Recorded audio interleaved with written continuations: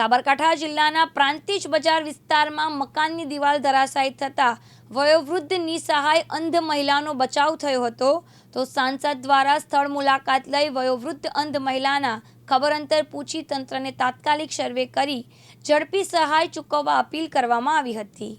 પ્રાંતિજ ખાતે ભારે પવન તેજ વરસાદને લઈને 4 જેટલા મકાનોની દિવાલો ધરાશાયી થઈ જતા પ્રાંતિજ બજાર વિસ્તારમાં આવેલા ગુજવાડની પોળમાં રહેતા વયોવૃદ્ધ નિસહાય અંધ મહિલા કલાબેન પ્રવીણચંદ્ર પંડ્યાના મકાનની પાછળના ભાગની દિવાલ ધરાશાયી થઈ હતી, જેમાં વયોવૃદ્ધ અંધ મહિલા રાત્રિના તેઓના ઘરમાં જ સૂતા હોય તેવો આબાદ બચાવ થયો હતો અને તેઓની બાજુમાં રહેતા પરિવાર દ્વારા તેઓને રાત્રિના જ પોતાના ઘરે લઈ આવ્યા હતા અને ત્યારબાદ પોતાના ઘરે જ રાખ્યા હતા અને તેઓને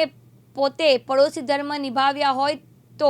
વોર્ડ નંબર 4ના પૂર્વ મહિલા કોર્પોરેટર દીપ્તિબેન બ્રહ્મભટ્ટને પણ મકાનની દિવાલ ધરાશાયી થઈ હોવાના સમાચાર મળતા તેઓ પણ તાત્કાલિક સ્થળે મુલાકાત લીધી હતી। તો સાબરકાંઠા અરવલ્લી સાંસદ શોભનાબેન મહેન્દ્રસિંહ બારૈયાને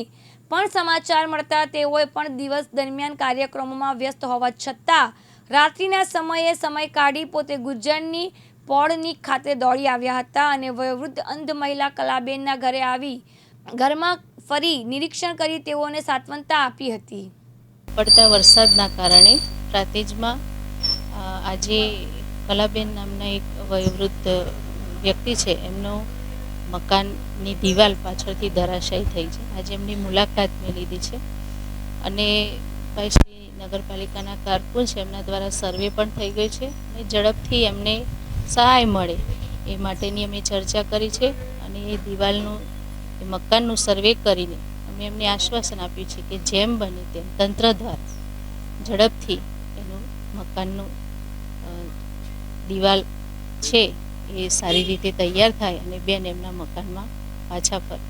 પાડોશી ધર્મ નિભાવતા લોકોને પણ હું ધન્યવાદ આપું છું કે આવા સમયમાં એ પોતાનો પાડોશી ધર્મ નિભાવીને કલાબેનને આજે એમણે આશ્રય આપ્યો છે, એટલે એમને એ પણ ધન્યવાદની પાત્ર છે અને તંત્રને પણ હું બિરદાવું છું કે એમને ઝડપથી સર્વે કરીને જેમ બને તેમ કલાબેનનું મકાન જલ્દી તૈયાર થાય એવી પ્રવૃત્તિ એમણે શરૂ કરી દીધી છે। ઉમંગ રાવલ, દિવ્યાંગ ન્યૂઝ, સાબરકાંઠા।